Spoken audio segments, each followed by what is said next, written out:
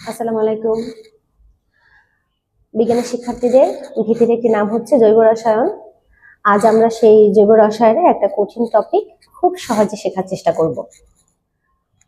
আমি আনোয়ারা সুলতানা, প্রভাষক রসায়ন, ড্যাফোডিল ইন্টারন্যাশনাল কলেজ, চাঁদপুর।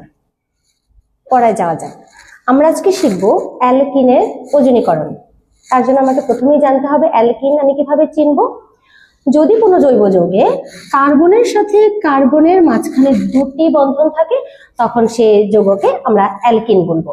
দুটি কার্বন থাকার কারণে এর নাম হয়েছে ইথিন। তিনটি কার্বন থাকলে এর নাম হবে প্রোপিন।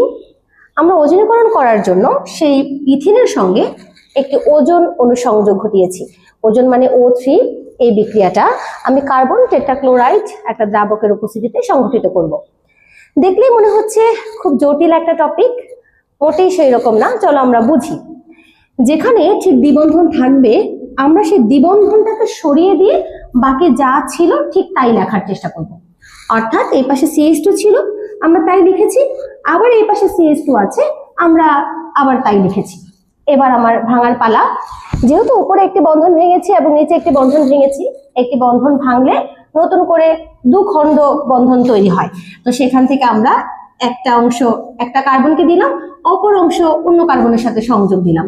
আবার নিচের বন্ধন ভাঙার ফলে যে দুটি অংশ তৈরি হয়েছে সেই অংশ একটা এই কার্বনকে দিলাম, আবার অপর অংশ এই কার্বনটির সঙ্গে সংযোগ দিলাম। এবার তিনটি অক্সিজেন পরমাণুকে সংযোগ দেওয়ার পালা। উপরে একটি অক্সিজেন পরমাণু রাখলাম, এখানে একটি অক্সিজেন পরমাণু রাখলাম, এখানে একটি অক্সিজেন পরমাণু রাখলাম। এবার দেখো, দেখতে অনেকটা ঘরের মতো একটা গঠন তৈরি হয়েছে। জটিল, কিন্তু আমরা খুব সহজে সেটাকে এঁকে ফেললাম। এই যে একটা যৌগ তৈরি হলো, এটাকে বলা হয় যুত যৌগ।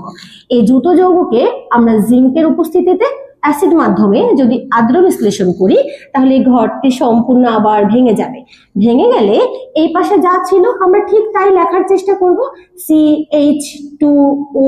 আবার এই পাশে যা ছিল ঠিক তাই লেখার চেষ্টা করব, CH2O। এখন প্রশ্ন হচ্ছে, তাহলে এই অক্সিজেনটা কোথায় গেল?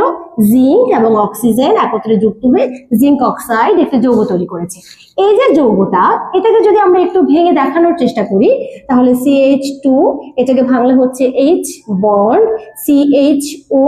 এটা একটা অ্যালডিহাইড যৌগের কার্যকরী মূলক, যার জন্য নামের শেষে যুক্ত হয় নেল। একটি কার্বন থাকার কারণে এর নাম হবে মিথানেল। অর্থাৎ আমার ইথিন পরমাণুকে যদি আমি ওজনীকরণ করি তাহলে আমার কাছে দুটি মিথানেল যৌগ তৈরি হবে। একই রকম ভাবে আমরা যখন প্রোপিন নিয়ে কাজ করব, কার্বন তিনটা, এই যে দ্বিবন্ধন ভেঙেছি, একই রকম ভাবে আবার একটা ঘর তৈরি করেছি। সেই ঘরে দেখো যা ছিল এই পাশে তাই লিখেছি, CH3CHO। এখানে আবার দেখো CH2O একই রকম ভাবে লিখেছি। তারপরের বিক্রিয়াতেও দেখো ঠিক যেখানে দ্বিবন্ধন ছিল সেই জায়গাটা ভেঙে একটা ঘর তৈরি করেছি, আবার যা ছিল দুই পাশে তাই লিখেছি। এটাকে আমি চাইলে 2 সেকেন্ডের মধ্যে নিয়ে আসতে পারবো MCQর জন্য। কিভাবে? যে যৌগটা তোমাকে দেওয়া হচ্ছে শুধু দ্বিবন্ধনটা সরিয়ে দিবে, সরিয়ে দিয়ে যে দুইটা অংশ তৈরি হয়েছে তার দুই পাশে দুইটা অক্সিজেন সংযোগ দিয়ে দিব, ব্যাস তাহলেই তৈরি হয়ে গেল আমার ওজনীকরণের উৎপাদ। আবার দেখো এই যে একটা যৌগ দ্বিবন্ধন সরিয়ে দিয়ে আমরা এখানে একটা করে অক্সিজেন সংযোগ দিয়ে দিলাম, ব্যাস আমার দুটো যৌগ তৈরি হয়ে যাবে। আবার দেখো একই রকম ভাবে আবার দ্বিবন্ধন যদি সরিয়ে দিই, এখানে অক্সিজেন লাগাই দিব, এখানে অক্সিজেন লাগাই দিব, তাহলে একই রকম ভাবে আমার এই যে নতুন করে দুটি যৌগ তৈরি হয়ে যাবে। এইভাবেই আমরা জৈব রসায়নটাকে অনেক সহজে শিখতে পারবো। ধন্যবাদ সবাইকে।